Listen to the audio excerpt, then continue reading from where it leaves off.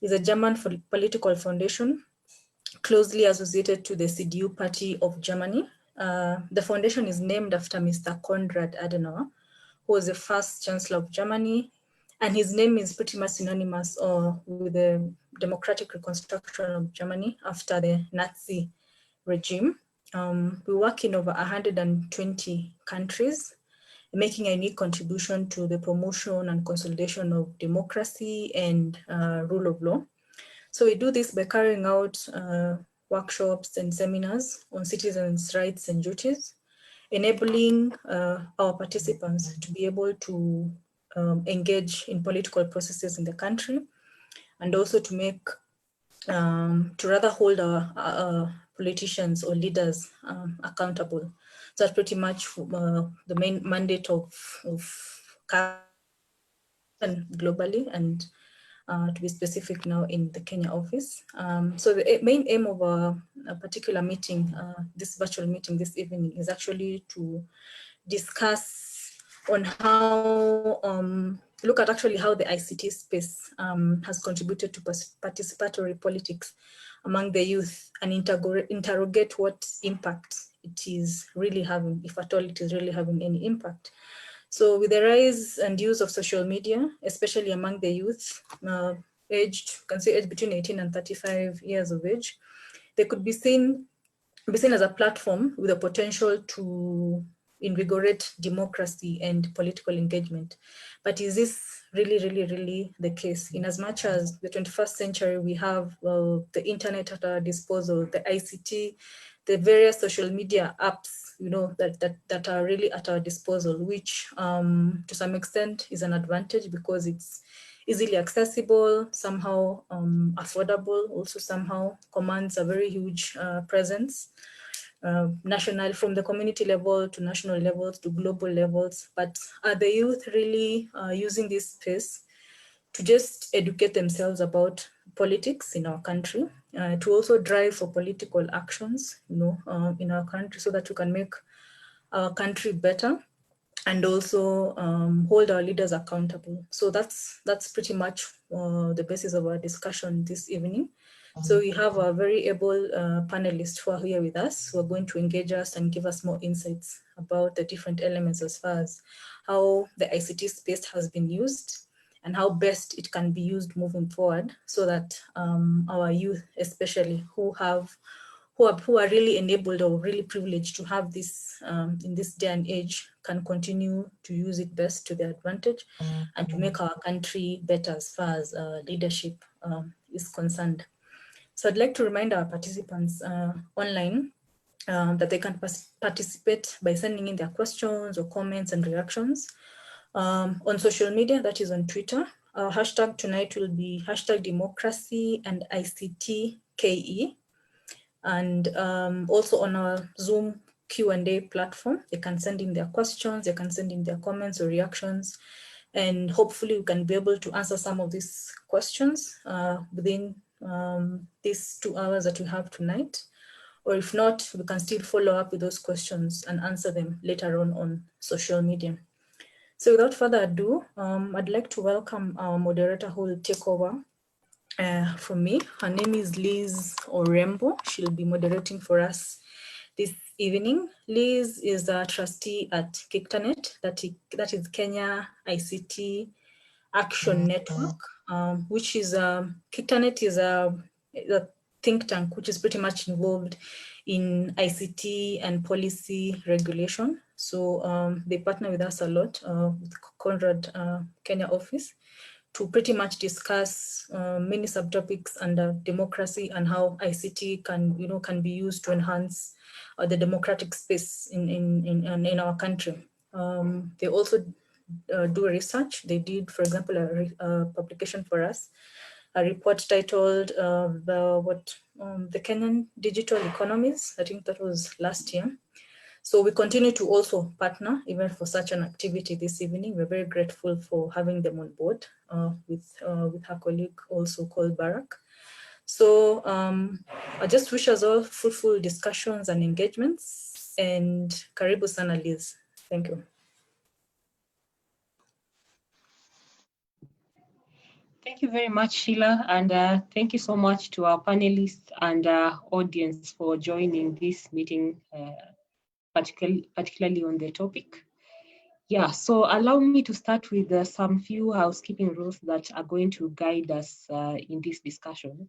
So number one is the obvious one, mute your mic when you're not speaking.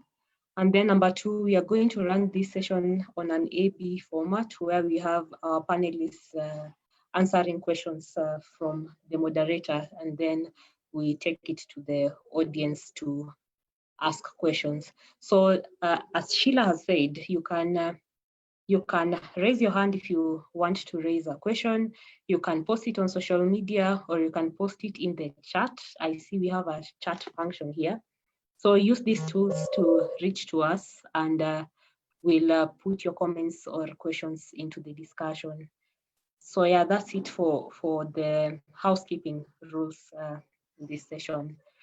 Allow me to introduce the panelists, and I'm also recognizing the presence of Honorable Member Godfrey Osotsi, but we'll keep your introduction to the last for the last. So to give an introduction, myself as your moderator, I'm Liz Orembo, just as Sheila has introduced me, from the Kenya ICT Action Network. And KictoNet is this platform where individuals and organizations usually come together to discuss ICT policy in the country and even beyond. At the back end of this platform, we try to implement or help stakeholders and even policymakers develop the policies themselves out of the crowdsourced policy ideas from the platform. So it's an open membership. If you want to join, you can contact me or my colleague Barak, and we'll subscribe you to the list. So yeah, let's go on with the discussion with the panelists. Do we have enough time, Sheila, to introduce the rest of the participants who are here? Yes. You have at least some 10 minutes to introduce all the panelists, and then we can start with the session. Okay, we don't have time to introduce the speakers, the audience. I see we have like 11 attendees. No. Just introduce the panelists, and then I've already welcomed all the attendees online, so okay. that should be sufficient. Okay, fine. So let's go to Barak. We'll start introducing our panelists. And as you introduce yourself, I want you to tell us your name, your organization, what you do in relation to this topic, and answer one question, like what is the status of ICT and public participation, especially social media. So we start with Barak, and I just want you to focus on the community networks that you've been working on, and the remote, the urban remote kind of governance, how they're using ICT tools. So unmute yourself and give us an introduction. Thank you very much, Liz, Sheila, and my fellow panelists. So my name is Barak Otieno. As you've heard, I wear multiple hats. I'm a trustee at the Kenya ICT Action Network, which has been championing ICT development in Kenya since around 2004, 2005.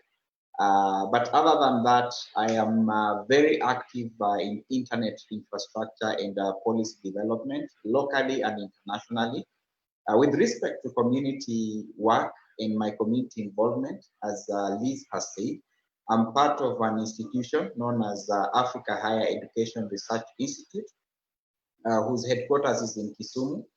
We have built community networks or digital villages in Siaya County, in Kisumu, and in Homa Bay County, where the organization has presence. Just to go with regard to the state, I would say that there is a challenge in the country, and I'll qualify this. If I just take us back, for instance, to the last census that was done by the government, you'll notice that we only have 3 million e-commerce users, yet we call ourselves the Silicon Savannah. And when you look at some of the statistics that are shared by the Communications Authority and Safaricom, you tend to get a picture that we have between 20 and 30 million internet users. But when you go to the ground in the village, you actually realize that majority of our kinsmen in the villages are not connected to the internet or are not taking advantage of the new technologies and social media, if we may wish. So for instance, all the conversations that go on Kenyans on Twitter or KOT are not representative of our nation as such, because things like devices are still way out of reach for most of the citizens in the rural areas where we operate in. And you find that even working out a solution where community members can be able to pay for internet services is a real challenge, because someone has to choose between putting a meal on the table and being connected to the internet. So I'll use that as my opening remarks, and we'll touch more as we move along. Yeah, thank you so much, Barak. That was a very nice introduction, and just giving us a status of where we are. It's good. We are noting that the contributions are not representative because some people don't have access.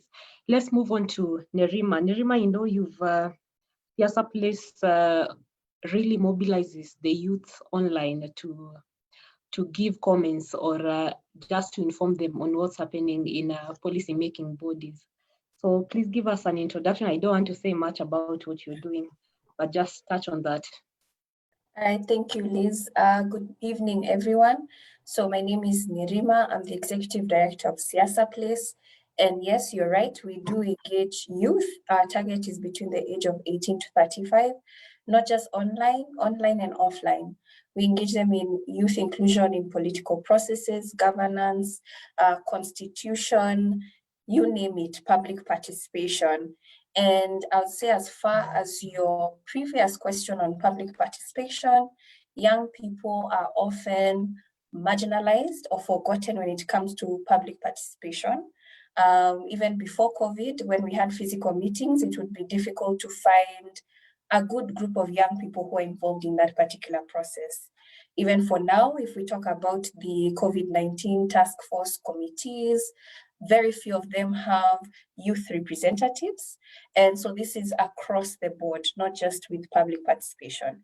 In the aspect of ICT, we do use social media heavily to share information on Twitter in the aspect of policy information and ways that they can recommend certain bills that are occurring in county assemblies and even National Assembly as well. And I would say, as much as county governments have tried to push toward online public participation, I think Barak has already touched on it in terms of access to people not having access to credit or data, but also the fact that it's mainly a lot of young women who are forgotten from that grouping.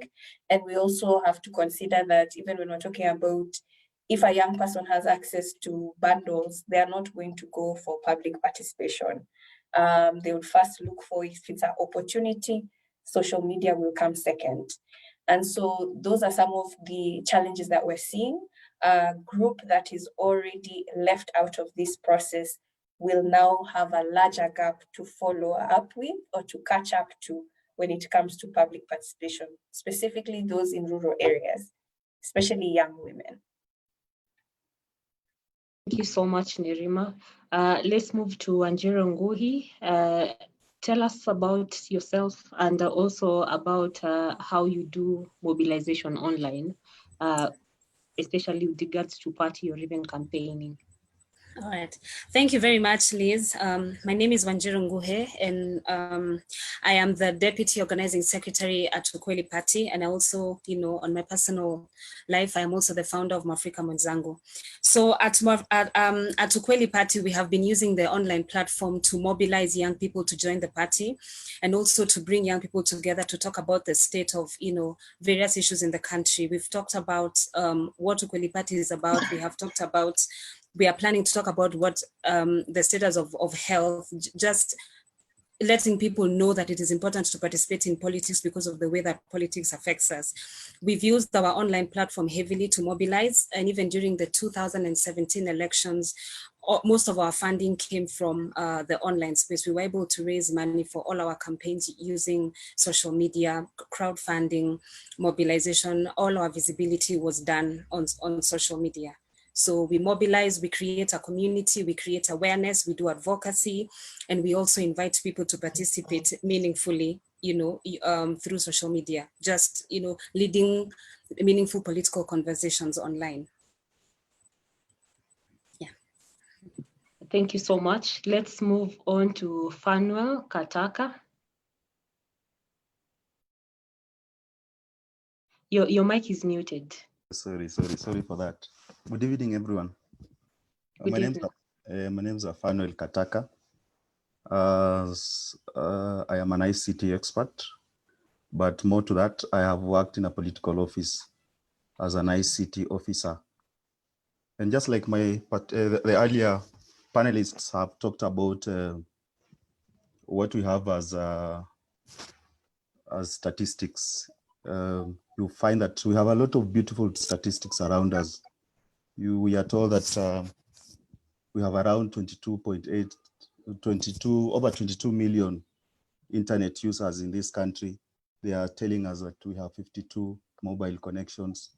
And then we also know that around 8 million, we also have 8 million of Kenyans who are active on social media.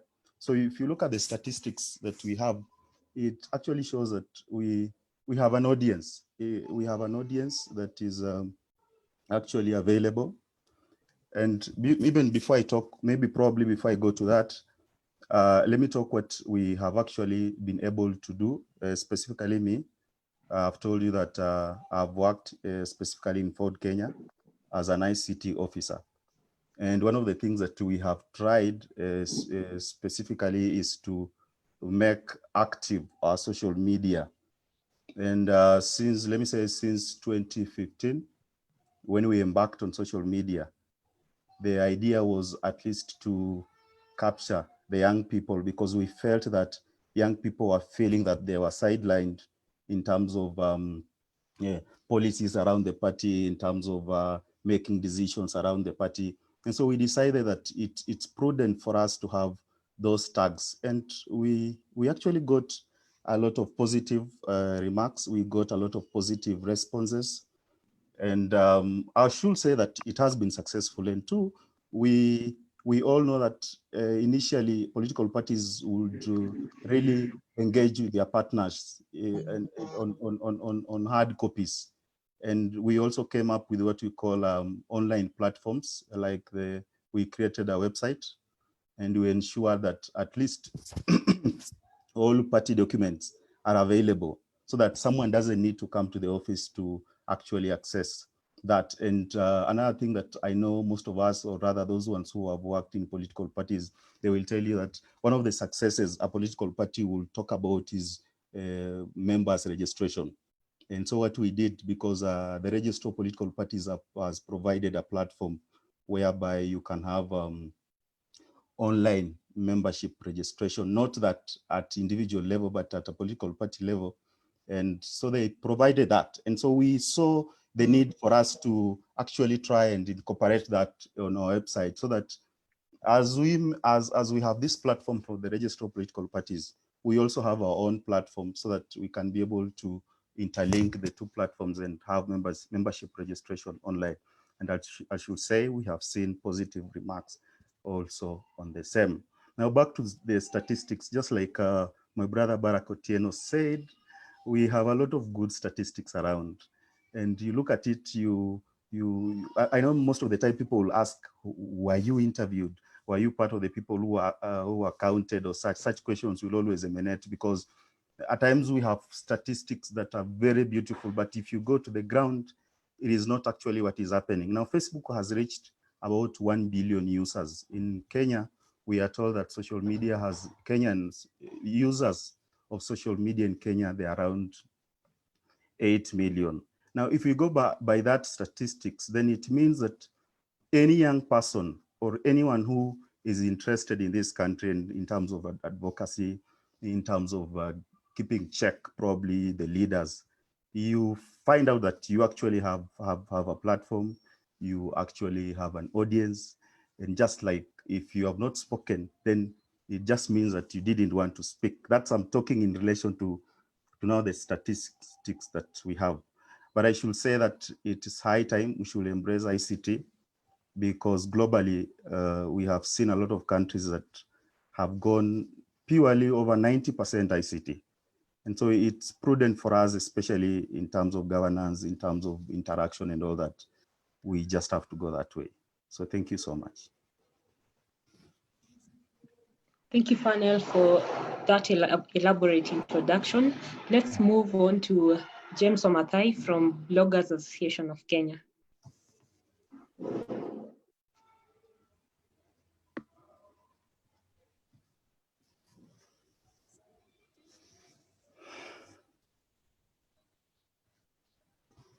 I'm sorry about that. My mic was off. Hi, everyone. So I'm an online journalist. Also, I'm a founding member of the Bloggers Association of Kenya, in short, BIG. Obviously, we do not BIG, it's just an acronym. Around this topic, when we began, we've been around since around 2011. And when we began, our mission, was around getting, as many people as possible creating content online, in the sense that at the time, when we were beginning, a lot of people were creating content, but it was being created by foreigners. So we were pushing, to get as many Kenyan content creators creating content, as many Kenyans creating, content for Kenya. As far as this particular conversation is concerned, we've worked a lot with content creators to push digital governance, in the sense that getting online content creators to query and to produce a lot of content around digital governance. And then it's it's not just at the top level, in the sense that it's not about laws, policy at the national level. It's really at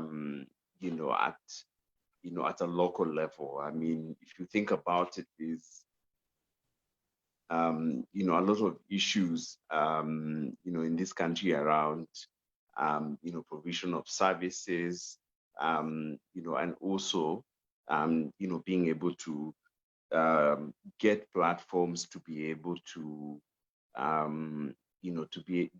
to be able to not only talk to your representative, but also talk to your or rather talk to the government about the issues that you have.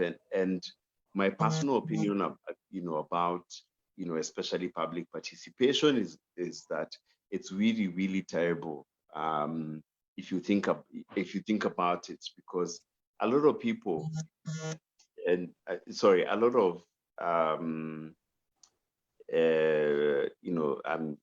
either state actors, state organization, and even parliament, I've always felt that when they're doing this public participation, it isn't really about participating, as in they're just doing it, to check, to check the boxes. And for me, I feel that first, it could be better. And then also there needs to be, instead of just offline platforms, I feel, rather the use of offline meetings, etc., I feel that there needs to be a lot more use of ICT you know, in my opinion, you know, so that you know, people can be able to, a lot more people can be able fast to participate. And then also even people in diaspora, I mean, who can't be able to be there in person, you know, are able to you know, participate in this process of either creating policy that will eventually affect them, or laws, etc., or also even just you know, I mean, to be able to give their opinion, or to just talk to either lawmakers, policymakers, you know, and also people in government. I on this particular issue, especially the issue of digital governance, and also digital governance, I feel I have a lot to say, but I'll say it as we go along.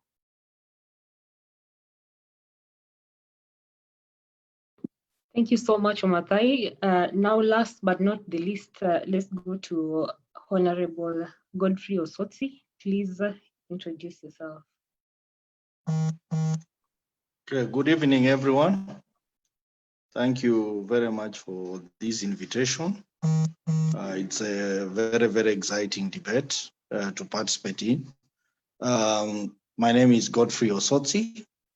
I'm a member of parliament in the Kenyan National Assembly.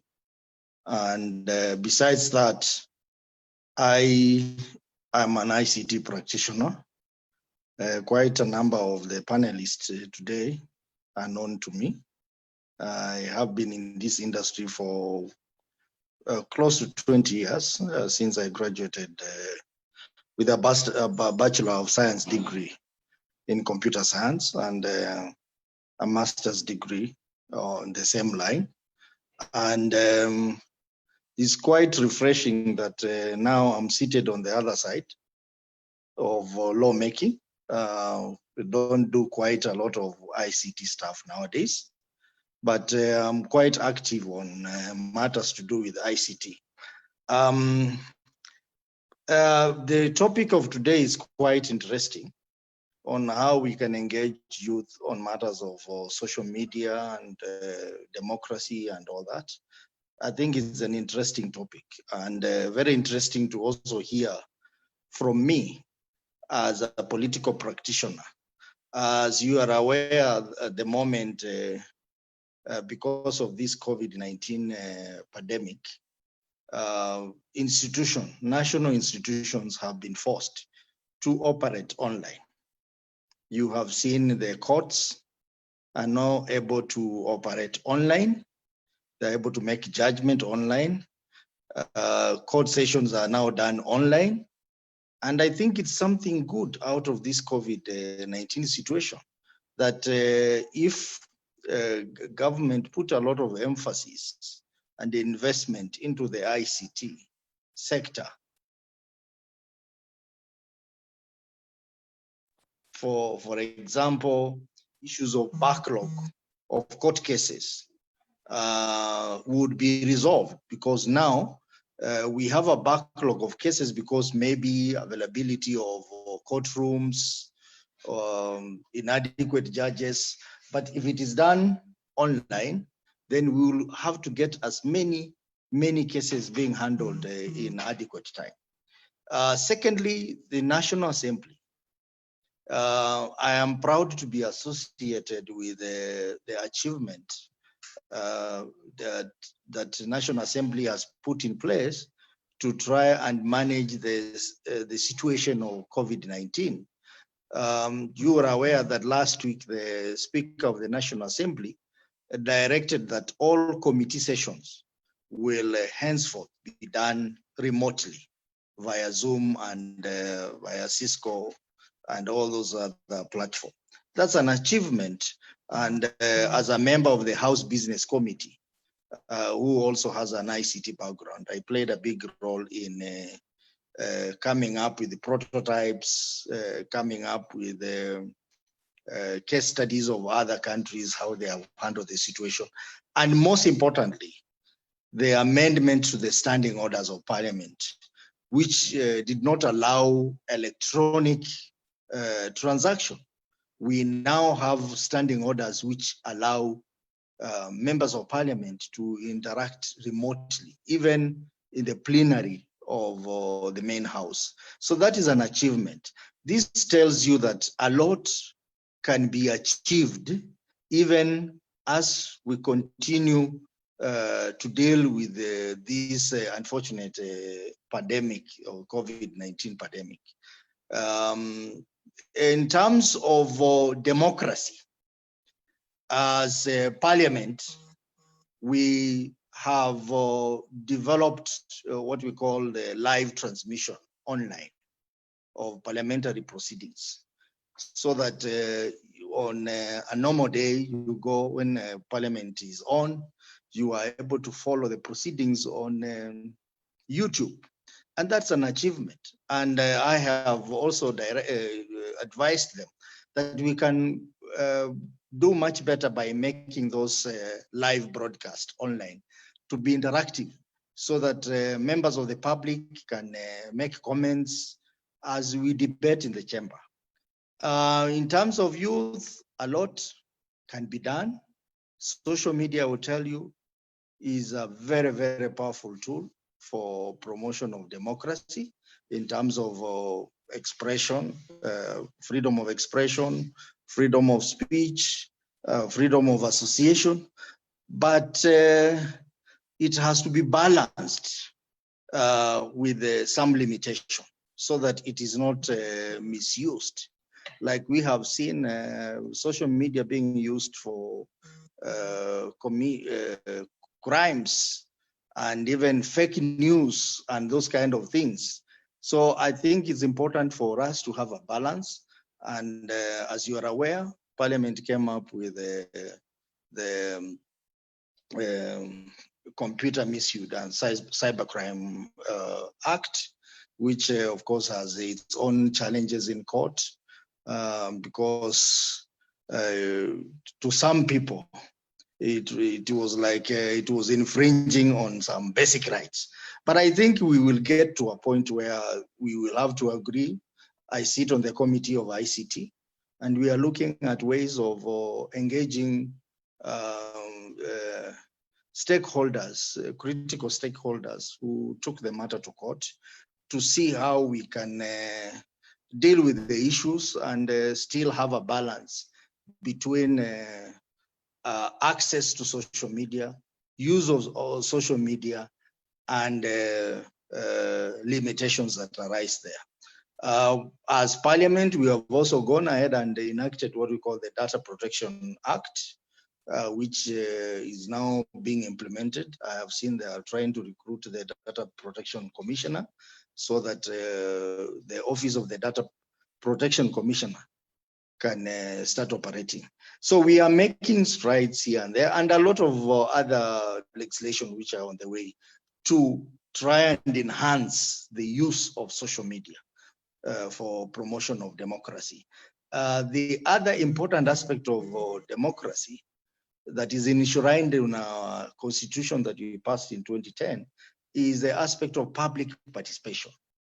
I would tell you, as a member of parliament, this is one area that I think Kenyans have not really embraced, because we have gone to various public participation sessions, and when you go there, you don't find people. You don't find people there, and you find like just a few people, and the quality of debate is quite low. I think parliament should try and invest more in online public participation session, so that the youth can engage on matters of legislation. Whenever we have any bill that requires public participation, or any aspect of legislation that requires public input, so that we can have quality input from the public. So I think the space for public participation is one area that we should consider in terms of our initiative of trying to expand the democratic space. But all in all, social media is a very important tool for public governance, for public expression, and for promotion of democracy. And the other day, someone was asking me about now that we are reaching election, how can the country conduct election electronically? I think it's possible, but a lot needs to be done in terms of expanding the investment in the ICT infrastructure and also putting a lot more emphasis in legislation that will support that. So it is very much possible. COVID-19 has opened up the space. We are seeing things that we thought cannot work are working. And I think it's a learning point also. It is a bad situation, but one or two things in the IT space is coming out to be a blessing. So really, this debate is nice, and would want to participate more as we go on. Thank you very much. Thank you so much, Mheshimiwa. I'd like to start with you with the questions. So sorry about that, to put you so much on the spot. Does social media really affect or actually influence policy? What are some of the examples, and how has it been able to influence some of those specific policies, if you have the examples? And then number two is, what are some of the opportunities that the youth are not using with social media? We know that it's a very important space to influence policies, but I'd just like to highlight from your experiences, how is the agenda setting like, and what are some of the opportunities that youths are missing on? Well, maybe I'll give you a basic example that affects me as a politician. I have like 300 WhatsApp pages on my phone. And I want to tell you that some of those pages, sometimes you feel like, I do not need this. But then when you think about it, you want to maintain it, because when you are free and you want to go through the messages, you are able to learn the feelings of the people. You are able to learn the feedback from your activities. For example, in Bunge, you want to know what is it that people feel about my contribution. In terms of development back in our various areas, you want to hear what people say about some of the development projects you have. So we learn quite a lot from the feedback we get from the social media forums. But at the same time, we also get very unpleasant reactions and feedback from especially the youth. And I think those are the challenges we all have to deal with in terms of utilization of social media. And that's why I'm saying that social media can be very, very powerful. But to some extent, to make it more useful to all of us, I think we need a balance between what is good and what is bad. As I've also said earlier on, social media can also be used for public participation. Public participation does not only affect parliament, even government policies. Government wants to come up with maybe some regulations. For example, recently when they came up with the COVID-19 regulations, those regulations can be discussed in social media so that to get the reactions of the public, and government will be able to understand the true feelings of the youth and the people through social media, and they will be able to come up with policies which are reflective of the mood of the country. So it is very powerful, and as you are aware, the social media has created a revolution. You remember the Arab Spring. It was largely as a result of the effect of social media. So we continue to encourage the use of social media, but I think we need to have responsible use of social media. Thank you so much. Now to Wamathai. Mheshimiwa has talked about the power of social media and also responsible use of social media.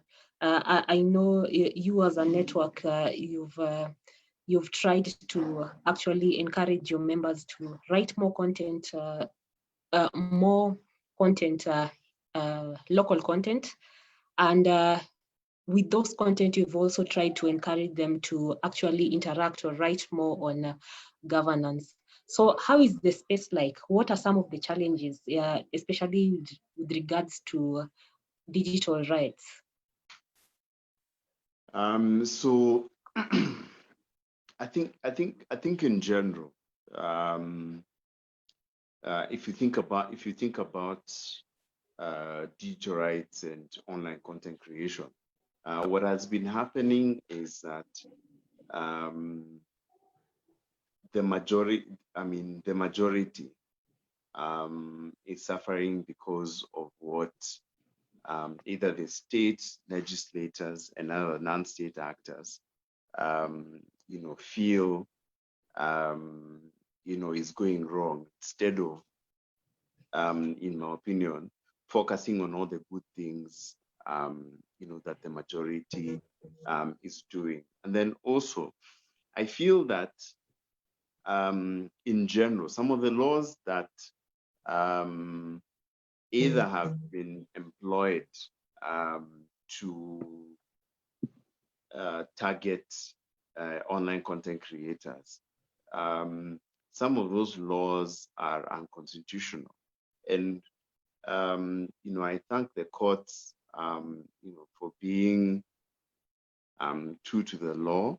For instance, there's a law called misuse of a telecommunication device, and has been used to target over 80 online content creators.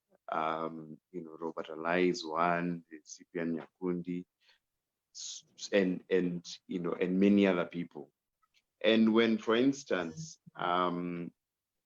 when the cybercrimes law was being enacted, especially on the floor of the House, we had legislators talking about things like please put a clause on on false publication, because my constituents are putting me in WhatsApp groups, and then they're insulting me. Now, if you think about it, start from freedom of expression. Insults are not. I don't want anyone to be insulted, but how is that a crime? And then you have like really private grievances. You have people who are complaining because someone has said something they don't like, and then they want that to be a crime. But if you look at the specific section on freedom of expression, and then even for bloggers, for freedom of the media, as in it's actually very, very, very, very clear, in the sense that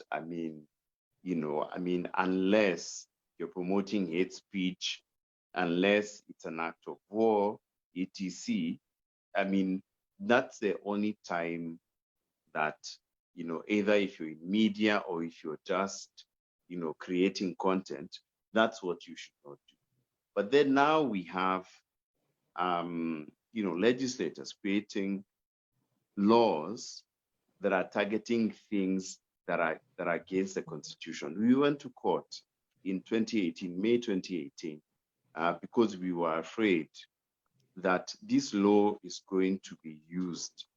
The cybercrimes law is going to be used to target online content creators. And we got an injunction in May 2018. Now, our case was thrown out in January this year, and immediately, basically what we had feared, immediately 5 people have been arrested and they have been charged with that law. My opinion on this thing is we need to come up with laws for people that cross the line, but we need specific laws. There are things that should not happen. There's cyberbullying, there's dangerous speech, and there are many other things that happen online that are horrible. But me expressing my opinion and saying, A did B and C isn't, if you look at the Constitution, it's not, it doesn't infringe, that particular section that guarantees us, you get, the right to have an opinion, and to sort of like express ourselves. And like I said, the makers of this Constitution had all these things in mind, and that's why they put, these are the 4 things you can't do. So if someone is not doing for those 4 things, also, if you're creating a law around governing this space, why would you put things that are outside of these 4 things, and infringe on basically freedoms, basic fundamental rights and freedoms that the Constitution grants us. Yeah, thank you so much, Wamathai. I'll give, remember that you can ask your questions through the chat or through the social media platforms that have been provided by the host in the chat. Let's move on to Nerima, and still about freedom of expression, and also the balances in participation, especially when it comes to gender and online engagement. How do you see the environment, especially when it comes to women engagement online? And are there challenges? Are there things that women are doing well in engaging online? Yeah. Yes, definitely. I believe that there's a divide which will continue to grow even larger after this pandemic. And that's even for the simple fact, if we look at a social media site like Twitter, where for Kenya, you will have more male than female online, or even being able to engage online. So I do think it comes as the gap that exists when we talk about the economy or access to employment, or even the fact that right now we're seeing, when we're talking about digital platforms, or when we're talking about employment, when we talk about the digital economy, a lot of women are left out of that conversation. And I don't think that it's an intentionality. I believe it also has the aspect of culture, the fact that we still look at information technology as being dominantly male, the same way we look at our politics.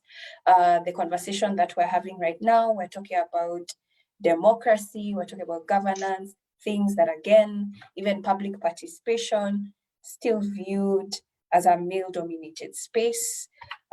We cannot be talking about moving these platforms to online when barazas, for instance, still make a major impact in rural areas that are led by council of elders who are men. And I joked about this once in a meeting that we had in Machakos, and I said, does that mean if a woman becomes elderly, she'll never be considered as a council? How come we always assume that the council of elders is always men?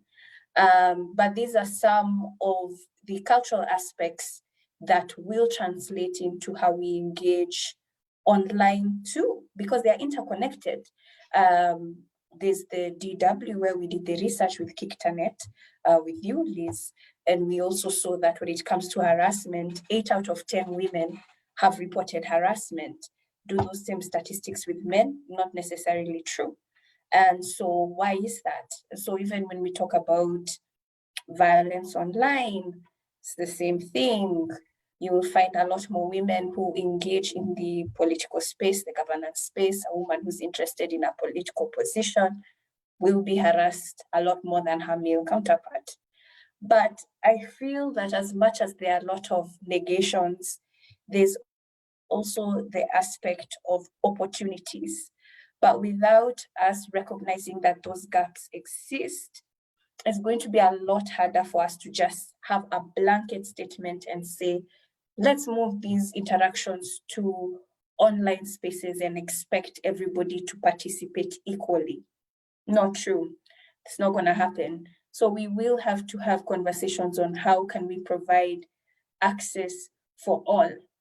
And what does that mean? And even when we talk about educational background, it's not to say that people, having access to a smartphone, having some level of education to be able to have that access to that smartphone. Our own education systems, recent statistics this year illustrated that a class 8 has the same educational background as a class 4 student. So it's also based on that. And I think that as much as we talk about freedom of expression, what we're witnessing is a change in how we interact, especially with young people. We've had a transition of government where initially, when it was a one-party state, it was just information coming from one channel. Everybody understood that. Whether it was radio, when we moved to television, it was a one-party state. It was only coming from one direction. Now with social media, we have two-way feedback. So that means that we have to get used to criticism. We have to get used to understanding people's opinions matter. We might also have people who are sharing opinions that we might not think are valuable and important, but they are. And the reason why I'm saying this is when the Senate had the public participation reading, the second reading, we as Siasa Place actually recommended that social media be used as an aspect of public participation. And we were shut down, and it was not considered as valuable. It was not considered authentic. We still have this mentality that just because someone has typed up information on their phone or from their room, in their laptop, they are not participating as much as the person who showed up physically to that forum in a meeting with a piece of paper. So I think that those are some of the narratives that we will have to inculcate in our youth today. And I do witness that when we talk about even participation, the age group 18 to 25, they participate even less. With every election, they are participating less because they are wondering if this system is working for them and whether they feel that they're making any input. Does it even matter? And what's the point of standing for 8 hours if I feel that this system is not independent, if I feel that my vote doesn't count? So they would rather use those platforms to discuss things that they feel are more relevant to them and they can see change. That's where you'll see business and entrepreneurship. But when it comes to politics and participation in governance, they're just like in their own bubble, which I'd be concerned about as that number continues to grow with every election cycle. Thank you, Nerima. Just still to put you on the spot, as you mentioned issues to deal with public participation, Honorable Member also mentioned something about people not being at the level where they can participate in public participation. things like when people give comments, they can't really be translated into policy. And given your engagement with the citizens and even the youth on different policy issues, what has been your feel on the ground? Are you getting those responses that you can give feedback to? Do we need more citizen awareness or civic engagement when it comes to public participation? Yes, definitely. I think that we do need more civic education when it comes to public participation. One, people do not see how their opinion matters in such processes. And number two, it's also the kind of language that's utilized in these forums, very proper English jargon. So there needs to be a middleman who is able to translate what the issues are and translate that into policy. Because I don't think everybody should or could understand policy legal. I don't think so. But then if we can get to an aspect where people feel that they're able to talk about their issues and it's translated to development, if we could have partners on the ground which exist as community-based organizations, not necessarily just civil society organizations, then I believe that link is what's lacking or has diminished, because there are not as many organizations that are doing that as we actually really need in the aspect of devolution.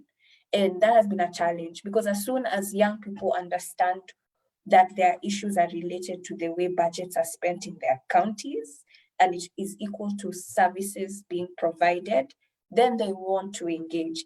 But as long as they don't know that, and they also need to be able to understand that the process is slow, then for sure we will have this gap which will continue to exist because of an ignorant population. Thank you so much, Nerima. Now let's move to political participation and online engagement. And I'd like to pose these questions to Fanuel and Wanjiro, because your parties do a lot of mobilizations and political engagement online. Now, we have not really competitions, but the online environment is like a town hall where everyone is talking or everyone is shouting. You have to get your voice heard. Some have very many followers, some are using resources, 36 bloggers, some are also using sponsored ads and things like that. So how has the environment been like? And also, how does that influence your mobilization online? Either one of you can take, or both of you. Yes, as I said, I'm called Fanuel Kataka. And one of the things I would really want to say is that as we speak, most of members of parliament, or let me just say, those elected officials, most of them have started realizing the strength of social media. And I will tell you for a fact that there's no one who wants to be left behind. And I'll still agree with you that the online space is, as much as it's also dangerous, but it's also a very important space if utilized well. I'll still agree with you that we have a lot of competition online, but then what matters is the intention, or rather the scope that individual, or rather that political party, would want to go. And so it's a challenge, yes, because when you talk about political life, it's not as these other aspects, because political life is so interesting in such a way that you're representing people who, there are those ones who trust you, there are those ones who don't trust you, and there are those ones who just hate you by virtue of you probably attacking their leader or something. And so I will say that that space has been utilized well. And what has been happening is that, and I know all of us have been active online, is we have seen a lot of people coming up and trying to engage in terms of pointing out issues in our policies, in terms of challenging leaders who people feel that they are corrupt and such issues. But one thing that I'll tell you about political space, it's a little bit different, because how you handle issues would either terminate your life in politics or rather catapult your life. Because like now, if I am a member of a certain political party, I am not expected to challenge a governor of that political party, because if I do, then I might be branded as a mole. So even as much as I want to do issues of advocacy, issues of pointing out maybe corruption issues in this country, you find that you have to go within a certain line. And so the online space is there, and we have seen a lot of people trying to come up with issues and trying to point out where they think there's a problem. Now, specifically on our political life, because what the intention of any political person, or rather in political space, is mobilization.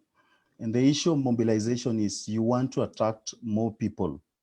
And in our current state, like if we speak now, and I really want to give an example of, we know, let me use like Jubilee. We must agree that in the last general election, Jubilee really embraced digital space. And I will say that I think they had identified some things there. But what I know is that they actually wanted to reach out to the young people.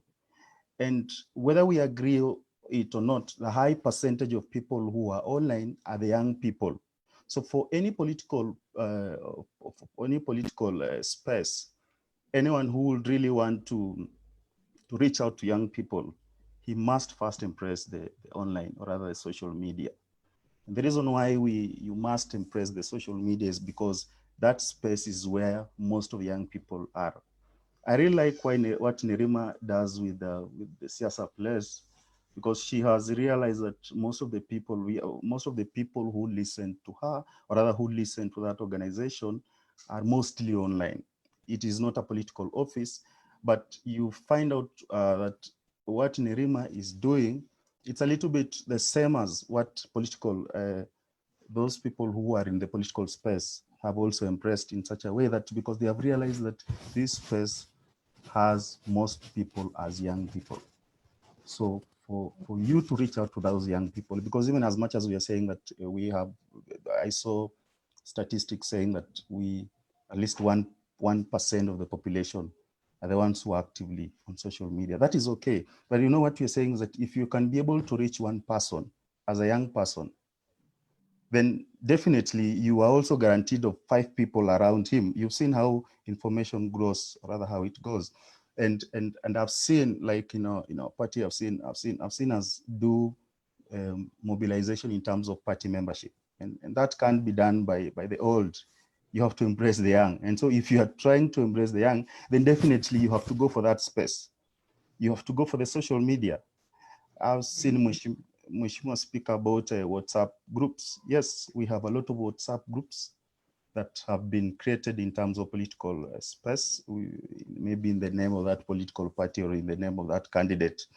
And the reason why we have those political, or rather space, or rather those platforms, is just to ensure that within that constituent, or rather within that target you want to reach, you also want to know the views of those people around that place. So that is the reason why you must have those platforms, because your engagement then can't make sense, or rather you will not be able to reach your intended audience. And maybe in this case, I'm talking about the youth, if you're not going to embrace that political, that space. So let me. Oh, thank you. And Wanjiru, what's your reaction to that, especially when it regards to online activism or mobilization for political parties? Okay, before I begin, I'd like to say that the thing about politics is that politics is very personal. And I remember you were saying that the online space is like a marketplace. So our role as a Ukweli party is to make sure that people understand whatever you do in that market, everything you do is being affected politically. So when people are able to understand that, then it is easy for them to participate. You tell them whatever it is that you're doing online, if it is selling, it is affected politically. Yes. Thank you so. Thanks a lot. Now I'd like to move to. Sorry, yeah, is someone? Can I make a comment on that? Okay, can I come back to you after I ask Barak a question? Then you'll make a reaction to all those comments that have been raised here. So Barak, you deal so much with the things to do with access. There's a question that Sela has posted here with regards to affordability and especially to the youth at a grassroots level. And I'd just like you to give us some of the solutions that you think might work at the rural areas and even in urban areas, because people usually think that Nairobi, Mombasa, and other urban areas are 100% connected, but they are not. Because these things are market driven, you still find patches of Nairobi which are really not connected. Yeah, so just touch on that. Give us your experiences and some of the solutions to this. Thank you very much, Liz, and the other panelists for the interesting comments that they've made. I will just start by defining what, in my opinion, I consider to be the role of information and communication technologies, which we are discussing here as tools that can spur democracy in our society. And in my opinion, I think the role of information and communication technologies is to inform, to educate, and to entertain. That's the most basic form I can think of. And speaking as a technology practitioner, if I may borrow the words of Mheshimiwa, I think the basic foundations of technology are three. There are people, of course, who this technology is supposed to serve. There are processes, and then there's the technology itself, which keeps changing. Now, when I talk about people, of course, without the people, this technology is not useful. It's a market, so they're the ones who consume the products and the services. Of course, people normally operate in an environment that has particular processes, some of which Nerima touched on, like culture, norms, and discipline. We have certain spending patterns that determine what we use and what we may not use.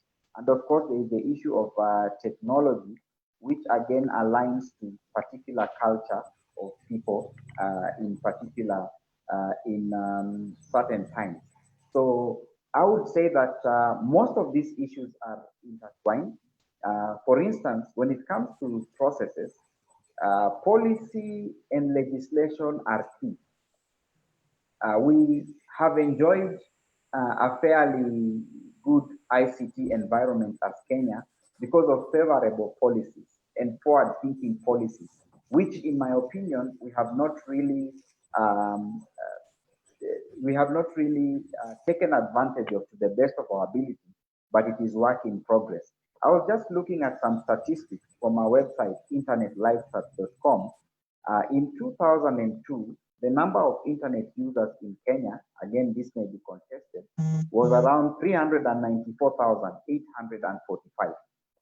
And you remember this was really the time when we had what we would consider one of the most free and fair elections of our time.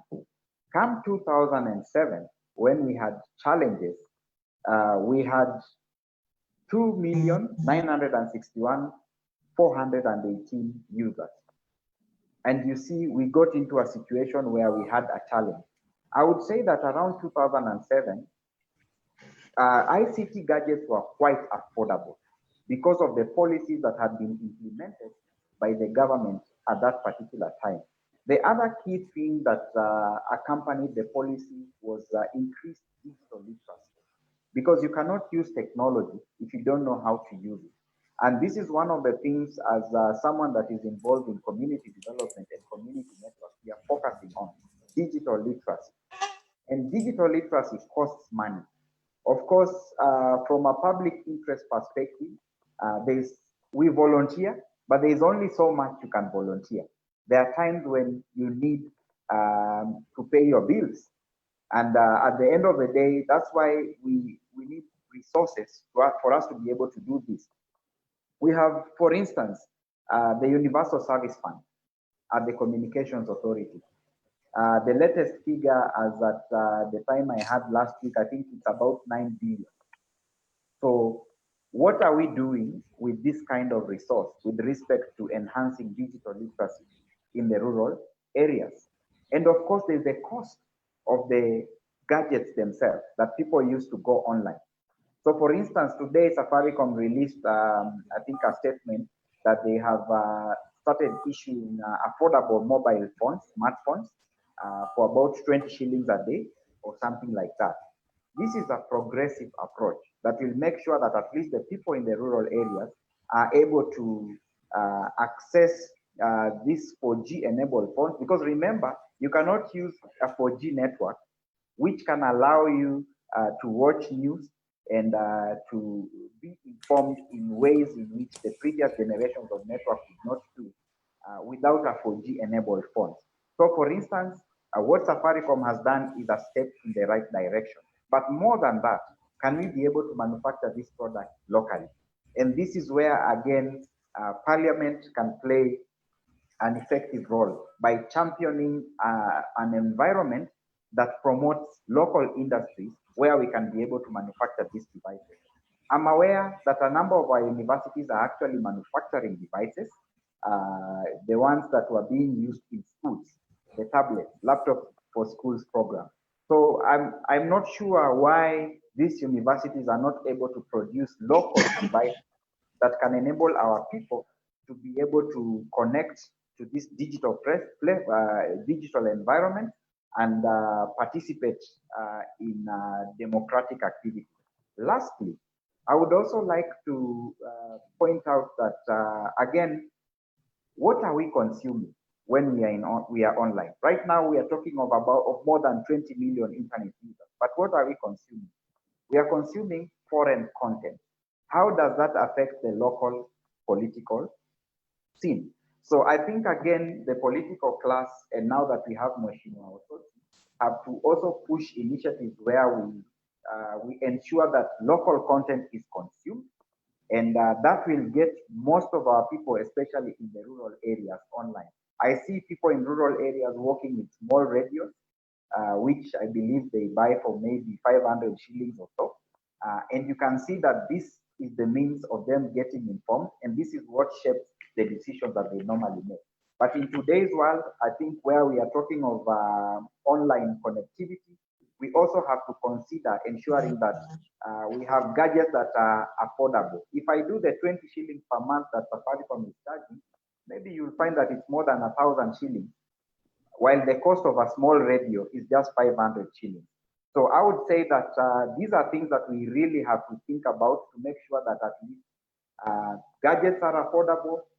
We have a friendly policy environment or forward-thinking policy, and digital literacy is taken care of. I'll leave it at that for now. Thank you so much, Barak. Now, since Wanjiru spoke so briefly, I'd like to give you this chance just to finish your thoughts, and then we go to Mheshimiwa to react to some of these issues that have been raised. We have affordability, political mobilization, and we also have things to do with the misinformation. Yeah, so Wanjiru, and then we'll come back to Mheshimiwa. All right.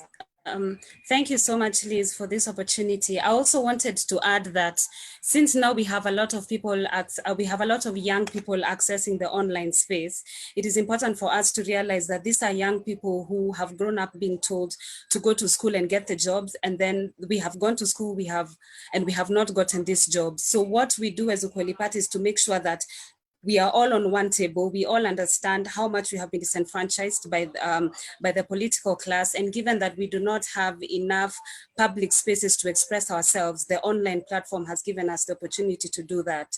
So now we are able to express ourselves online. We are able to have a movement online. We are able to reimagine what politics can look like if we are well represented on Ukweli Party, where you allow young people to imagine what if politics worked for us? What if we had a party that looked like us, that represented young people, that represented young women, that actually considered the fact that we are not all wealthy. We don't come as much as the online platform is not very equal because not all of us can afford, the connectivity and the bundles required. We are like making a step to engage everyone, and I hope that since we have the honorable here, we can talk about how to reduce the costs so that we can have more young people engaging and more young people reimagining what politics can look like and what participation.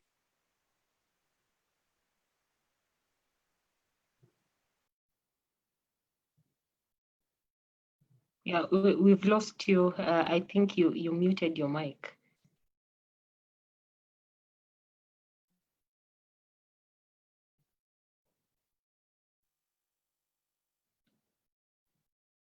Okay, let's go ahead to Mheshimiwa. Mheshimiwa, you also have questions on the chat. One is to do with the Parliament introducing IEBC reforms to bring about online voting systems in Kenya 2022. And that's a question, has the Parliament actually done that?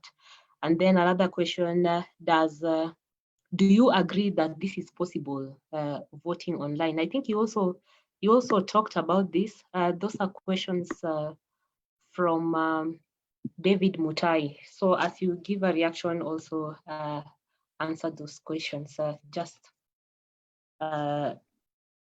Just do again. Looks like he wasn't when you were addressing those things. Thank you again. Mine is to comment on the issue of use of social media for political mobilization. And I want to share my own personal experiences on how that can be done effectively. Because sometimes the social media presence and mobilization do not necessarily relate to the realities, political realities on the ground. This is largely because the way we utilize social media for political mobilization in this country is not the same way other countries, especially advanced countries like US and Western world, utilize social media for political mobilization. I will tell you that from my experience, what you read on those social media platforms is not necessarily the reality on the ground. And you have heard youth saying that vitu kwa ground is different. Because really you find that some of those young people on social media, they do it for fun. It's not reality. And some of the messaging that come there are not fully reliable. I want to give you an example. In 2013, we had a presidential candidate who had 40 million followers on social media. 4 million followers on social media. And he ended up getting 1% of that number, which is 40,000 votes. So really it tells you something. There is a miss somewhere. I have had occasions where I read what people post on social media, and I want to find out, is it really the situation? And you find that someone is talking about Kakamega, and that person is staying in Mombasa. Really is because politicians want to invest in impression creation, so that politics is about impression. I will say I have 1 million people on my social media account who are largely fake accounts. And you find that out of that, maybe the real people there are maybe 10,000. The rest are fake accounts. So you can't really rely on that and say, this is my political support on the ground. So really what I tell political parties like Okweli and others is that let your social media strategy resonate with your grassroots mobilization strategy, so that now you will know whether you are making an impression or not. On the issue of online voting, I think it is possible, but there are a lot of things that needs to be done. One, in terms of infrastructure development, we really need to invest in an appropriate ICT infrastructure, broadband, to support online voting. You realize in the last election, one of the challenges we had was the results transmission, because some of the areas could not transmit electronic results to Nairobi because of broadband issues and all that. So we still have a big portion of this country which is not adequately covered by broadband. So I think a lot needs to be done in terms of expansion of broadband, in terms of expansion of infrastructure. I know, for example, the Kenyan government with the Telecom Kenya, they're trying to work out on a project called the Google Loans. I hope it works, because from my experience, it's not worked in other countries. I just hope it will work. Barak has also talked about USF fund. It is a big concern to us, even parliamentarians, that we have over 8 billion shillings sitting in a commercial bank account, not being utilized by CA to help in reducing the digital divide. So those are some of the challenges we need if we want to grow our ICT infrastructure as the first step towards achieving online voting. Secondly, is the issue of IT security, very important. If we really want to promote online voting, we need to invest in information security. And our constitution talks about that one of the parameters of good election results is a secure system in place, secure and reliable system, credible system in place. So I think we need to invest in security of our data, security of our infrastructure, and the security of our databases. In the last election, 2017, it became a court issue because we were told that someone hacked into the servers. That is a very worrying scenario if we are thinking of going online voting. Thirdly, the issue of legislation. We must have proper laws in place to support online voting. And this will largely affect even Kenyans in diaspora, who, according to the constitution, they will be allowed to vote. And really, in the last two elections, we have not had their involvement, full involvement in the voting process. So there are bits and bits of things that needs to be done for us to have a process where we can say people can vote online. But I think we are heading there with the passage of the Data Protection Act and with government interest to invest more in the ICT infrastructure. I think slowly by slowly we are heading there. But I don't think this will happen in 2022, maybe after that. Why don't you think it can't happen in 2022? Is it too late to put systems in place?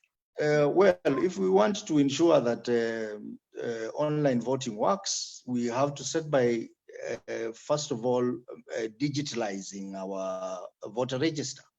Right now, our voter register is largely manual. We had hoped that with the Huduma number project, we would get there, because Huduma number was even capturing our biometrics.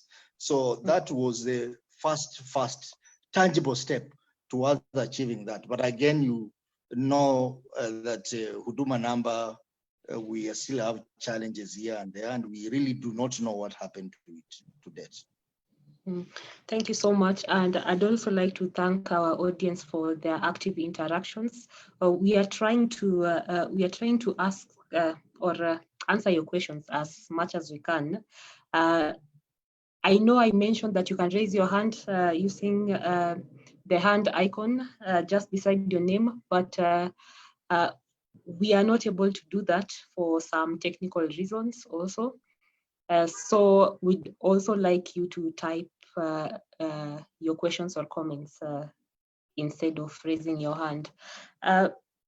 So Kate had asked a question about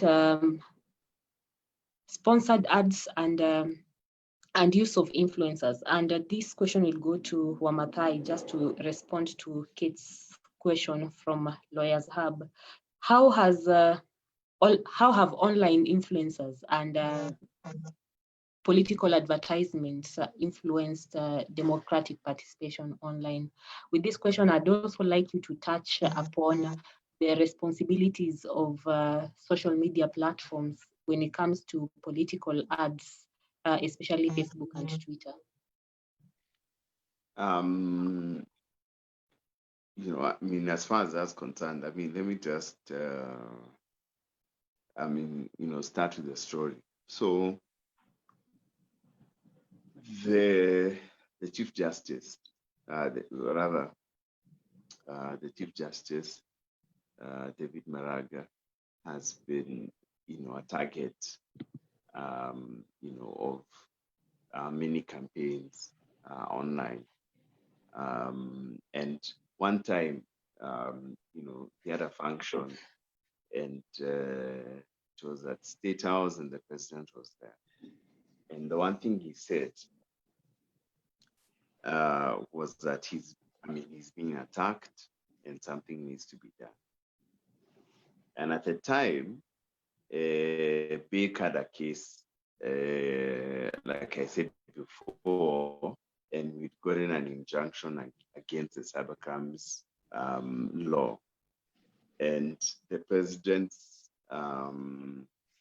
reaction was that, we had this law, and then what has happened is that your judiciary is the one that has basically stopped this law. But the most interesting thing is that Jubilee-leaning bloggers were the ones who are attacking. By Jubilee, I mean the party that the president belongs to, were the ones who are attacking. And if you think about it, and this particular person, the Chief Justice, has been attacked like very, very many times. In my opinion, what has happened is that a lot of these attacks around public figures, and especially women, has been perpetrated by influencers who are basically either supporters or are leaning towards either politicians or the party that is in power. So what has happened is these people have found, politicians and whatever, have found that this is a very powerful tool to be able to attack either their enemies, etc. And they've been using that to be able to to advance certain agendas. In my opinion, and we've done a lot of work as big to train content creators on fact checking and verification. Basically, how to fight some of these things is basically just tell the truth. Either the judiciary or a specific person, the best thing the best thing is to fight it with the truth. And then this truth is not, I mean, it's not something that you wait 3-4 days, 5 days, to be able to share. You just do it like this, or you make sure that you release a statement immediately, so that you can be able to counter it. Fact checking and verification is the best tool, obviously, to be able to fight, some of this misinformation.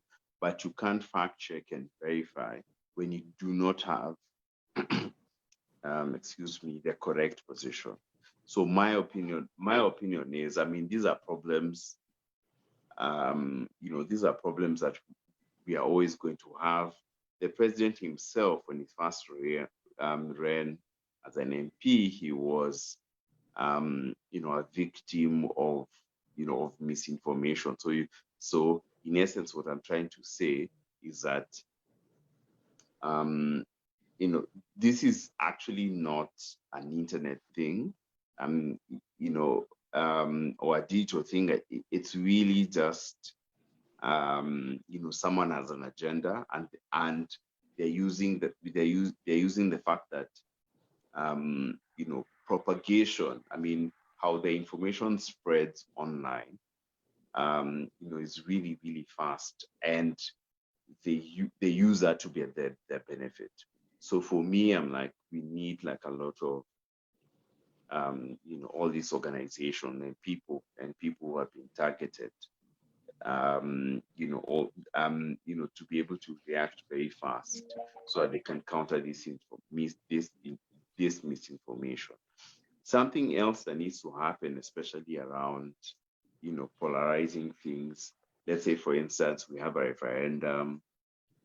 We are going to have an election in 2022. We need a lot of public education on media, on media education, on content education, such that when your mom, when my cousin, when my uncle, when my mom, etc., reads these forwards, especially on WhatsApp or whatever, they don't believe them. They're in a position to see, obviously the information, and then process. And instead of just acting just because the information exists, they're able to be, obviously in a position where they can say, okay, so this is the information, but how can I be able to confirm that this is, that this is true?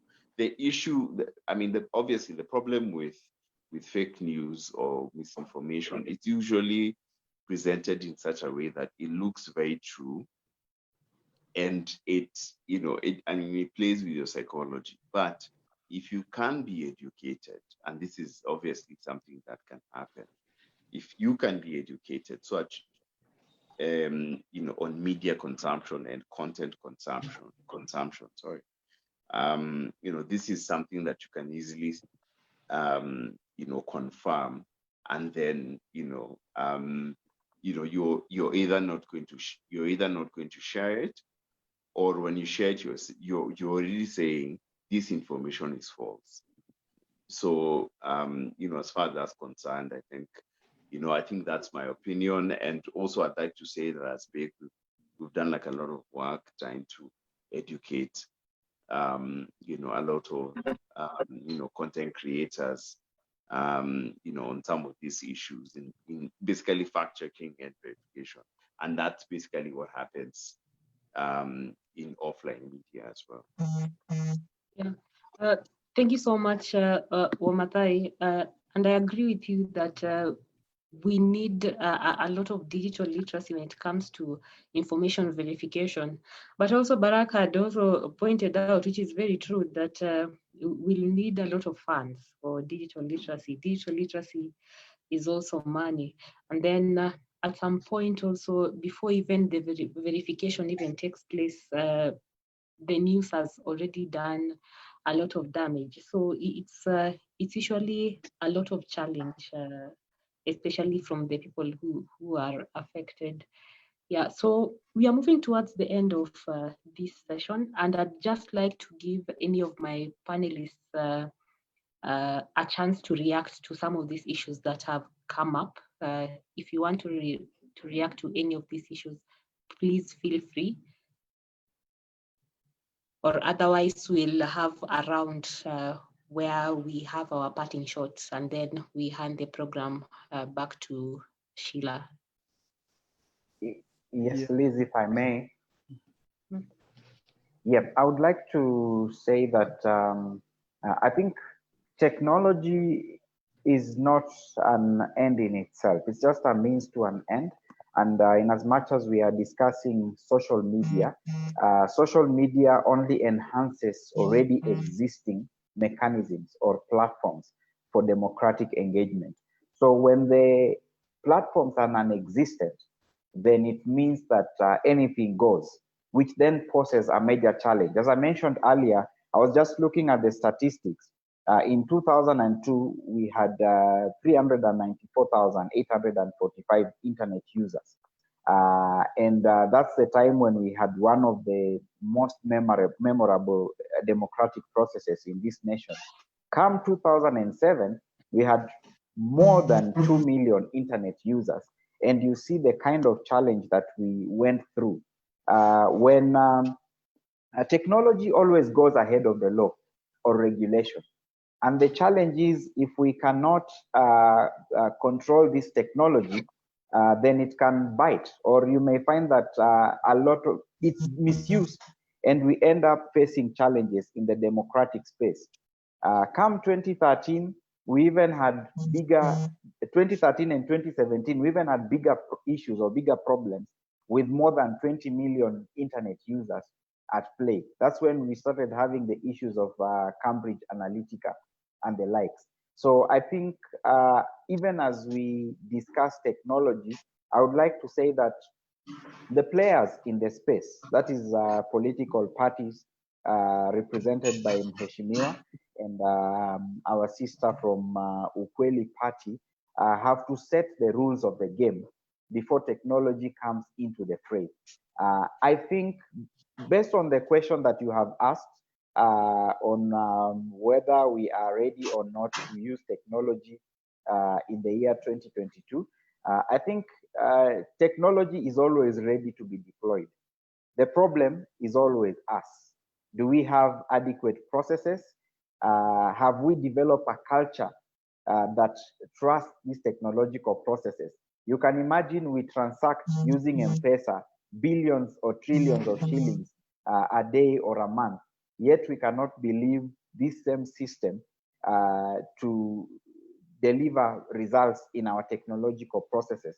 So I go back to our members of parliament. I think we need legislative processes that actually support the use of technology in advancing our democratic processes.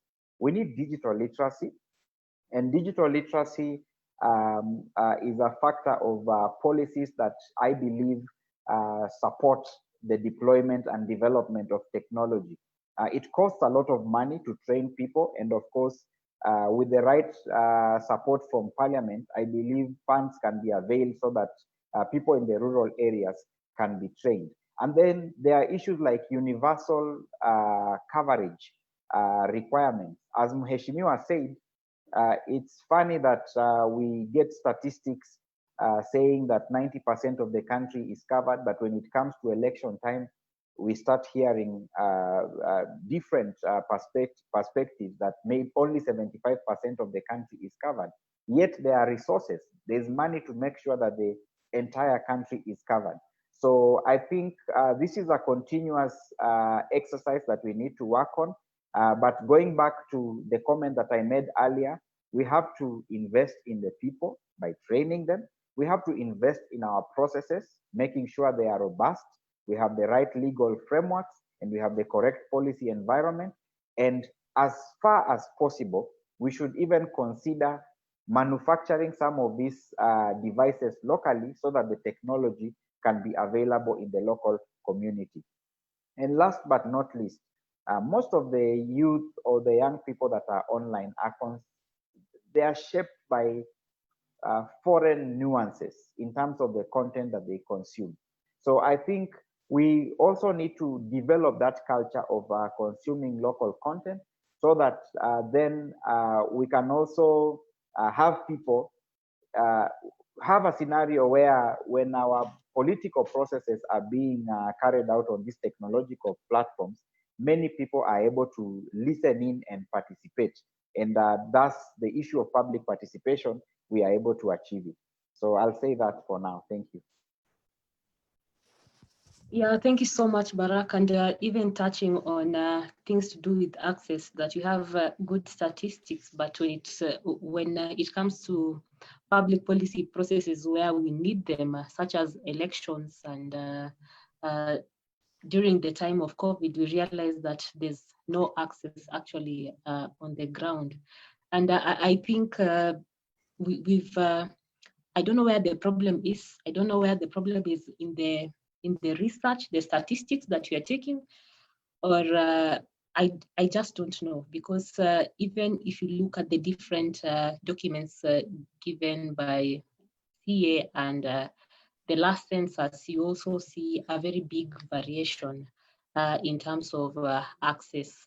And I think even members of the public and also the parliament, this also provides an opportunity for us to interrogate the methodologies that are being used by these institutions, because these statistics are being used by companies, by even public policy making institutions to actually make real policy.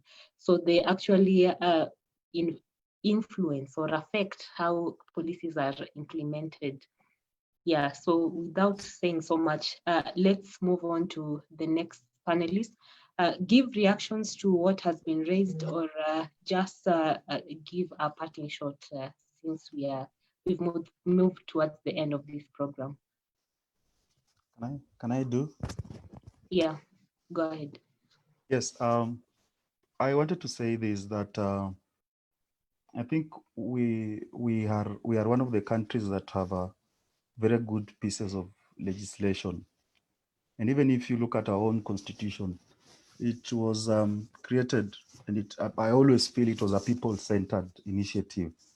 But one of the issues we've had in this country is that our parliament has always tried to introduce acts that are reactionary, and not that they have a long-term envisionment, but when our members of parliament sometimes will introduce certain acts or bills in parliament that are mainly meant to actually protect them as people. So my suggestion would be that let us focus much on the implementation of the existing laws, because like Mheshimiwa has spoken, he has talked about the data protection bill. I think it's still a bill as we speak. And we have had, it's an act, yeah? It's an act now, yeah? Then we also have Access to Information Act. So there's a lot of legislation that is existing. The only thing that we actually need to do is to implement them. And I just want to urge members of parliament, or rather those people who are sitting in those houses, to actually focus on implementation of some of these legislation, and not actually to just be reactive based on what they feel has been channeled against them. And then another thing, as I part, is that I just want to urge young people that let us actually embrace social media, or rather let us embrace the ICT, because like even as we speak now, it is clear that if you haven't said anything, if you haven't spoken about the atrocities in this country, if you haven't spoken about corruption in this country, then you just didn't want to, because you have a radio audience. It is not like those old days when you will have to have a radio, then pay for some media houses so that you can be listened to. But it's time that we must stand up and speak for ourselves. I'm not speaking as though I have I have attained that level. But I just want to urge as young people that let us create our own brands, because when you create a brand, when you become a brand, then it makes it easy for you. We have seen several guys who have made themselves as brands in different way. In political life, sometimes you become a brand by your allegiance to someone. Like my allegiance to my party leader would actually make me be a brand. But you also have those people who have made brands out of consistency. We have people like Robert Alai. I've seen him in the comments. He actually wanted to come live and make his comment. But I've seen him as a brand because he has actually been consistent on certain issues. We have also seen people like Miguna. He has become a brand by virtue of him attacking the despots and the conmen. That's how he says it. But you see, he has done it in a certain way consistently, and that has made him a brand. So people like the president of the men is called how do you call him? Just forgotten his name. Anyway, my point is this: that let us make brands of ourselves, and let us speak. Let us utilize social media so that the future doesn't hurt us, or rather the future will not accuse us of having been silent on some of these issues, because we already have that space. And lastly, I just want to thank the Conrad Adenua for this opportunity, because they have really ensured that we keep this conversation going despite the fact that we have had these COVID issues. And one of the things Dr. Yan will always say is that, in fact, in most of the meetings I've attended, he will always tell us that we have to give solutions. It's not about just giving, or rather complaining, because most of the time when you complain, we actually saying that you find that when you complain so much, you don't actually give the solution, or rather you don't bring an impact. But now when you give out a solution, or rather when you give an intent solution, then you find it easy to even bring an impact in whatever issues you're bringing on the ground. Thank you. Thanks, Manuel. Nerima, your reactions and parting shots. Thank you. I think for me to conclude, I'll just say that the internet does play a massive role. That's why now in different countries, when they're having elections, the first thing we wonder about is whether their internet will be shut down. And that's also something that we worry about. So it just goes to say and show you just how much of an influence it has on our democracy. But also to sort of share a story, because 2019, there was a 26-year-old German vlogger called Rezo, who absolutely had no interest in politics, but was concerned about the elections that Germany was having, and completely attacked Angela Merkel and CDU. And it showed just the huge disparity that political party had in terms of engaging young people and their policy lapses when it came to engaging young people. I think that instance is just the beginning of many. We're going to begin to see a lot of people who are interested in having or entering mainstream political engagement who are not necessarily politicians. And I think that's the beauty of the internet for me. And it brings about different voices, some voices even louder than mainstream media, which brings about diversity. But even in that space of navigation, we will be concerned about fake news, fake videos, fake information. And a lot of us are not doing enough. We can name maybe 2 organizations that fact check. But as far as false information, right now we have individuals that share falsified information that even seeps into our mainstream media. And if we're talking about youth utilizing these platforms for the information, then that's going to be an area that we will need to work very tirelessly around in terms of even data protection, privacy, but also the fact that Trump can tweet fake information as the president of the United States, and he was mad at Twitter for pulling down a post, is something that our presidents do on the daily here in Africa. But I think just to conclude is to say that I am hopeful in terms of the engagement that the internet does provide. And I do believe that there's going to be a shift toward where young people get the information, because I saw Zepi asked how organizations are doing it. And there is a link where we're working with working groups with youth in rural areas, but pinpointing a focal person who has access to a smartphone, who does utilize WhatsApp to get information. So as much as young people don't get information from the newspaper and these things are gazetted, we are coordinating as to how they can get this information on social media platforms and then transfer them to notice boards and transfer them through their friends. And that is just their role, to share information using different platforms, online and offline, which I think will be necessary for the future, because we don't buy newspapers anymore. That's also going to be on the decline. So what does that mean in terms of government gazetting notices? Well, thank you. Thank you for those words, Nerima. Wamathai?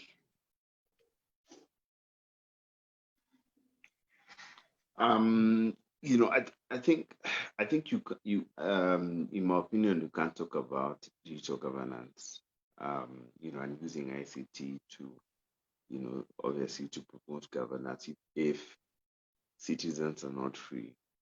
I think we need to get to a point where we have laws, you know, obviously that don't punish people who, you know, create content online. And we have laws that actually protect people online. If you think about it, and one of the panelists talked about how if you're a woman, you know, in any vertical, so you're a politician, journalist, etc. I mean, you're going to get like a lot of, you know, you're going to get like a lot of hate. Unfortunately, we have like, you know, a law that is so general, you know, that you know, that can't protect, you know, these people. In South Africa, for instance, there's actually a harassment law, and this is not just offline, online, it's also offline, and can be used to protect, you know, I mean, all these people. Obviously, you know, women, LGBTQ, etc. are usually the main targets, but also other people are targets. So my opinion is I feel that in this particular space, we need better laws, you know, that can be able to protect, you know, citizens, so that they can be able, they can be able to properly participate, you know, in digital governance. And then something else, I mean, the access, you know, the access thing, you know, has always been a problem, and Barak talked at length about that. Also, that's also something else that we need to talk about. And well, Google Loon is nice, but it just covers like a very small part of Kenya. We need to figure out how to, you know, I mean, use either the Universal Service Fund or something else, so that we can get as many people, you know, online as possible, so that they can be able to participate in this. And then the beauty about being online also, and I know this was not the subject of the conversation, is also some people can also make money online. So it's like a win-win situation, in the sense that not only are they informed, but they also have some money in their pocket. And also, this is, you know, I mean, this is obviously, you know, as big, this is something that's, you know, obviously very close to my heart. I would wish for a situation where, you know, less people not less people. Actually, no one is intimidated because of content they've created. I've talked about the president or his family, but I haven't, I mean, it's within my, my freedom of expression. I'm not arrested. I'm not arrested in the middle of the night because I've talked about something like that, or I've talked about like something powerful, someone powerful who has taken actor etc. I would love, for people to be free, to say, certain things about, certain people without fear that, I'll have 100, CID officers coming to arrest me. And then also, obviously we can't, avoid the fact that, the internet as it is now is not very kind to not only women, but other vulnerable groups. It would be nice to have a society and a country, that recognizes that, all humans are the same and all humans, have access to the same rights, and, they can be able not only to exist, but also to be able to express themselves, and be themselves without being, attacked. Obviously now we're talking about online, but also offline. Thank you so much, Omatai. Wanjiru, parting shots and reactions. All right. Thank you very much, Liz. My parting shot would be to the young people. There's a lot of organizing that is going on offline. There's a lot of, there are many communities that are coming together and organizing online. And organizing offline. So the thing we do online is to raise awareness and to create, opportunities for us to learn from one another.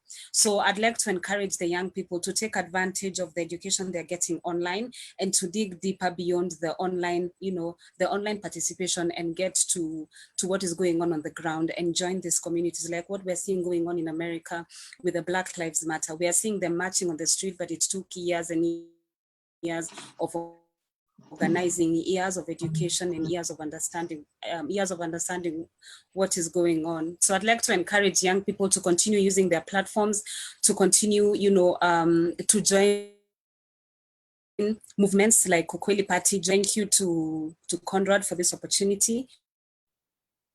Yeah, thank you. Thank you very much. And Honorable, your parting shots or reactions. Thank you for this very refreshing discussion. I think it has been very productive, and I'm very elated to be part of this discussion. A few things I would like to make my last comment. One is on the issue of lawmaking. I think the legislative process does not start and end with members of parliament alone or with parliament alone. It needs to be an engagement that involves all. So, for example, when we talk about the laws around social media, ICT, I think also we, as the public, we need also to be cognizant of the fact that there is a way in which we can participate in lawmaking. And one way is one by through organized group like Bloggers Association or even Internet. There is a way in which they can present their views to parliamentary committees like the ICT committee where I sit. And we are able to synthesize those views and develop appropriate legislation, which can now become law in this country. That is how citizens can participate in the lawmaking process. The other way is through public participation. Whenever we have a bill before the House at the second reading, it is usually subjected to public participation. That is a point when we can come in with our views and also highlight areas where we feel a lot needs to be done to improve. So the lawmaking process, it's basically a process that requires the engagement of all and not necessarily members of parliament. Members of parliament are only agents to passing the laws in the House, but there are processes that also require the involvement of the public. So I want to encourage the panelists and also the attendees to really take advantage of that and let us enhance the space in which the public participates in the lawmaking process. I know for sure that Parliament also has a role to ensure that they create a flexible environment for public to participate in this process. And I think the Parliamentary Service Commission is working hard to ensure this is done. The other bit is that I've seen the debate, the text debate go on, is the issue of online voting. Well, someone has commented there and said, we can also use our telecommunication infrastructure to vote. I am not denying that fact.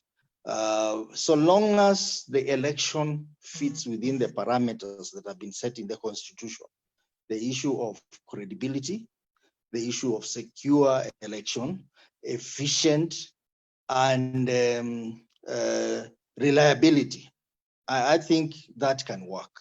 But as I said earlier, when it comes to IBC, they will need to invest more.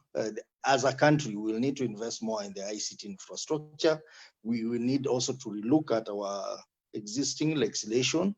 We will also need to look at our security setup in terms of ICT security setup. And we will also need to look at the voter register.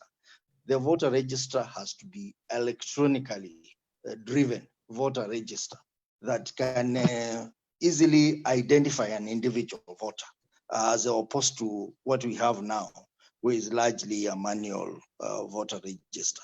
So those bits, I think they can be done.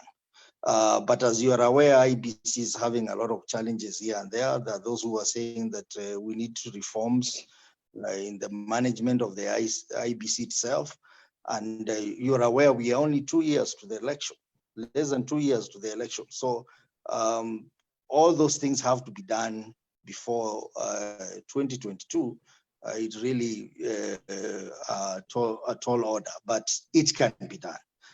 Lastly, the issue of utilization of social media.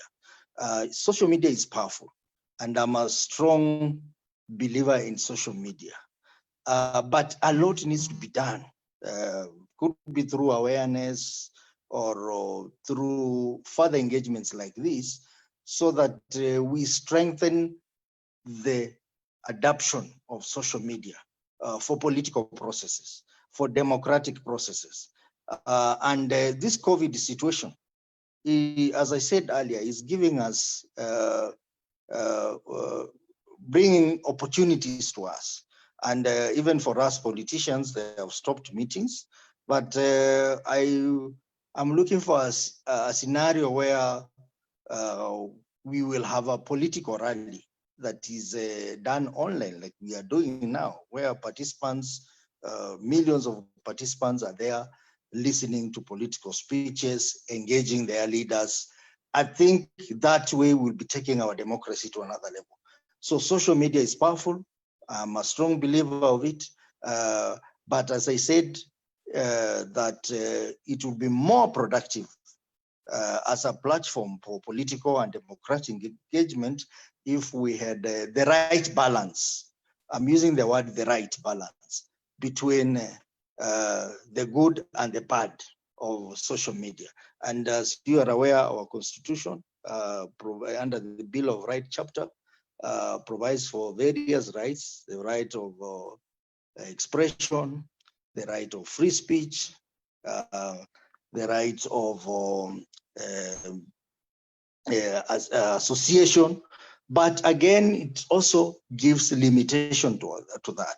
So even when we are doing the laws, we have to take cognizance of the Bill of Rights and the limitation to the Bill of Rights. And if that is done in an environment of consultative, then I think we'll have good laws that will help us to maximize on the opportunities that come with social media. Thank you very much. Thank you so much, Mheshimiwa. And I'd also like to thank our audience for sticking with us up to past 8. We had intended to finish at 8, and apologies for stretching you beyond that. Also, thank you for logging in very early so that we start our program on time. Thank you so much for your patience again.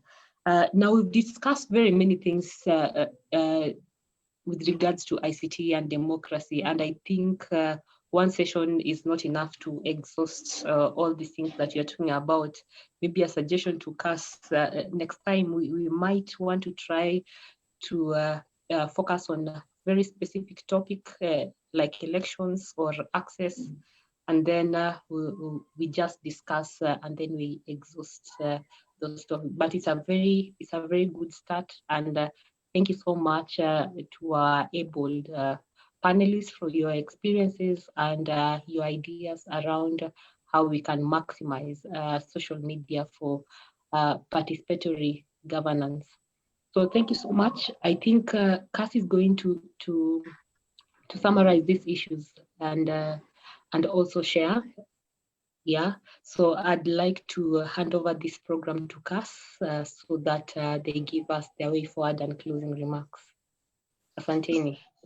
Okay, thank you very much for moderating for us. So the last, 2 hours, we are really, really grateful.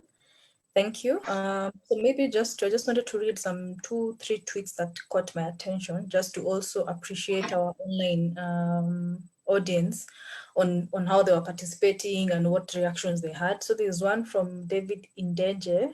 He says we need better laws within the digital space for citizens to be able to participate appropriately. That's very, very true. And even Mheshimiwa just at length talked about it and said that the lawmaking process is actually long and progressive, and it requires a lot of consultations and also a lot of input from stakeholders like us who have an interest in this and who can also actively give a lot of good input. So yes, I agree on that. And then there's one comment that was also very interesting. It was also put on the Q&A platform on Zoom. If we can send money via M-Pesa and are not sure of losing our money, I believe that we can also confidently cast our votes online without fear of the votes being tampered with. Electronic data transactions are always safer as they leave electronic audit trails.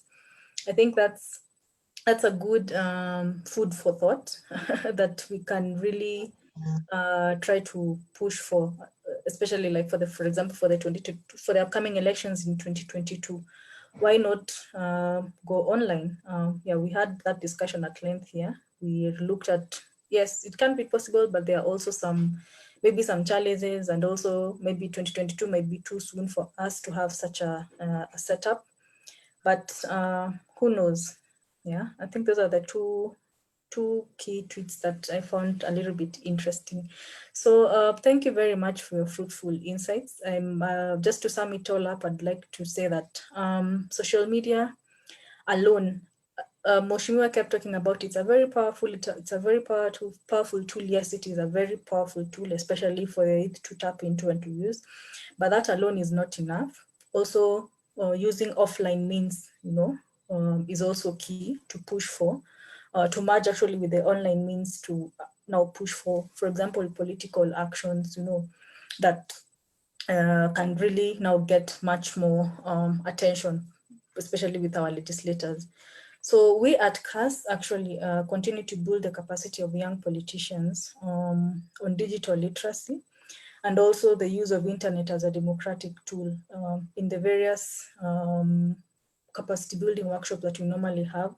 that's an area that we really focus on, besides building the capacities of young politicians on how to basically build a career politically. We also really emphasize on media and also on social media and how best they can use this tool to really build up their political careers, build up good movements, push for political action, etc., etc. So we are very keen on that, and that's why we felt like having such a topic would be very insightful for them, just to also tap into the different experts and what they think about the different topics that have been discussed today. So that one, definitely we just try to help them to effectively use it for their political ambitions. We also partner with the likes of Kictanet, who are very key, who are great stakeholders as far as improving the ICT regulatory framework, and issues to do with policy advocacy is concerned. So we also partner with them a lot to just have these conversations and also rope in legislators, for example, Mheshimiwa, who is here, and others, to at least make our voice to be heard, and who knows, some of our inputs that we normally put in these different conversations we'll find them in the bills, in the acts, in the laws, and eventually we'll have some good policies and good laws that really enhance the ICT space, and also enhance good practice of good politics in this country. So I don't want to really take so much of your time. Yes, we've been here since 6 o'clock, and I'm really grateful for your great insights. I'm really grateful for your time. I'm really grateful for you logging in this evening. Also to our attendees, thank you so much for taking part in this conversation. And that's really pretty much all from our end. I'd just like to say good night and God bless. And hopefully we'll have another discussion.